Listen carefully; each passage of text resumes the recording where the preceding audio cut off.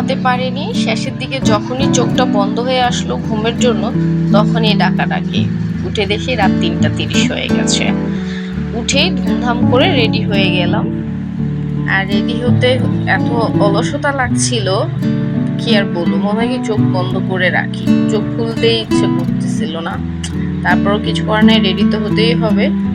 তো সবাই মিলে রেডি হয়ে বাসার বের হয়ে গেলাম। তখন বাজে প্রায় হচ্ছে ভোর 4টা।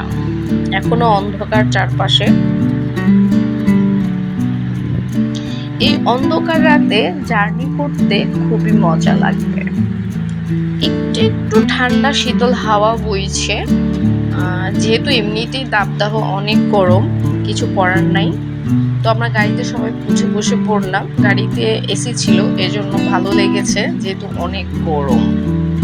তো আমি আবার কি করলাম, এসির ঠান্ডার থেকে আমার কাছে মনে হয় গাড়ির জানলাটা খুলে রাখলে যে একটা শন শন শব্দ করে ঠান্ডা বাতাস বয়ে আসে, এইটা আমার কাছে খুবই ভালো লাগে। তো কিছু করার নাই। তারপর কিছুক্ষণ ছিলাম এইভাবে, দেন আবার বন্ধ করে দিয়ে এসি ছেড়ে দিল ড্রাইভার। তো হ্যালো এভরিওয়ান, আসসালামু আলাইকুম, welcome back to my channel Taslima's life. কেমন আছেন সবাই? আলহামদুলিল্লাহ আমি কিন্তু বেশ আছি, বেশ এবং এক্সাইটেড। দীর্ঘ 2 বছর পর আমার ভাইয়া দেশে আসতেছে। তো বুঝতেই পারছেন কেন না এক্সাইটেড আমরা পরিবারের সবাই মিলে ভাইয়াকে রিসিভ করার জন্য এয়ারপোর্ট যাচ্ছি। এয়ারপোর্ট এর আগেও গিয়েছি অনেকবার, বাট এবার পরিবারের সবাই মিলে যাচ্ছি। এভাবে সবাই মিলে বলতে যেমন মাকে নিয়ে কখনো এয়ারপোর্ট যাওয়া হয়নি, এই প্রথম যাচ্ছে।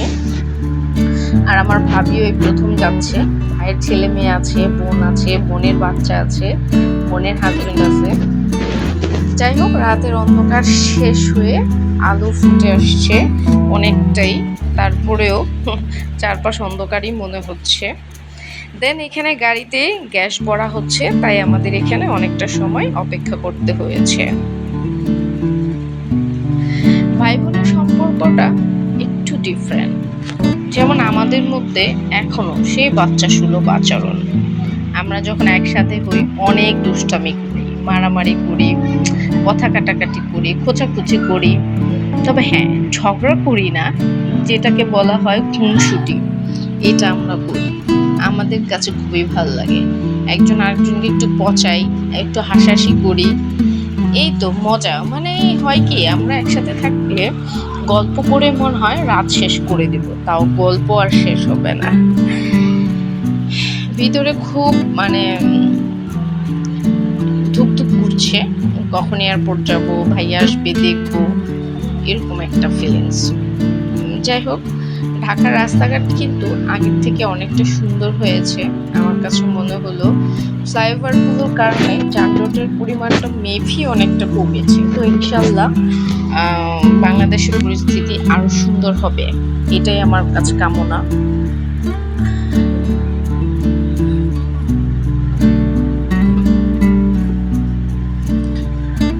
আস্তে আস্তে করে অনেকটাই ফর্সা হয়ে আসতেছে। তো রাতের যে জার্নিটা, সেটা আমার কাছে খুবই ভালো লেগেছে। তো মনে হয় যে এই অন্ধকার থাকতে থাকতেই যেন আমরা এয়ারপোর্ট পৌঁছে যেতে পারি। আমার কাছে খুবই ভালো লাগছে রাতের ঢাকা দেখতে। এয়ারপোর্ট পৌঁছানোর আগ মুহূর্তের যে রাস্তাঘাটগুলো ছিল, সেগুলো কিন্তু বেশ সুন্দর ছিল, খুবই সুন্দর। আমার কাছে খুবই ভালো লাগে, পরিষ্কার পরিচ্ছন্ন। পরিচ্ছন্নতার পাশাপাশি যে গাছপালা সৌন্দর্য, এটার জন্য বেশি ভালো লেগেছে। এই তো হযরত শাহজালাল আন্তর্জাতিক বিমানবন্দরে এসে আমরা পৌঁছে গেলাম। আর এসেই এক কাপ কফি নিয়ে নিলাম, সাথে ছিল রোল আর কেক। তবে আমার লাইফে খাওয়া সবচেয়ে মানে বাজে কফি এটার কালার দেখেন কি অবস্থা। কালার এবং টেস্ট দুটোই খুব বাজে ছিল। তারপরও খেলাম আর কি কোনো রকম। তো গাড়িতে লং টাইম বসে থাকাতে আমার খুবই খারাপ লাগছিল, তাই একটু হেঁটে নিলাম, কিছুটা হাঁটাহাঁটি করলাম আর ভাইয়ের জন্য ওয়েট করতেছিলাম। তো ফাইনালি যখন ভাইয়া চলে আসে, তো ভাইয়াকে রিসিভ করি। রিসিভ করার পর আবার সবাই মিলে গাড়িতে উঠে যাই। ভাইয়া যখন আসে, দূর থেকে যখন ভাইয়াকে এক পলক দেখি, আমি চিল্লায় ভাইয়াকে ডাকছিলাম আর হাই দিচ্ছিলাম। তো তখন এই মুহূর্তটা আমার কাছে খুব বেশ ভালো লেগেছে। যাই হোক, আমরা এই তো রওনা দিয়ে দিলাম, চলে যাচ্ছি বাসায়।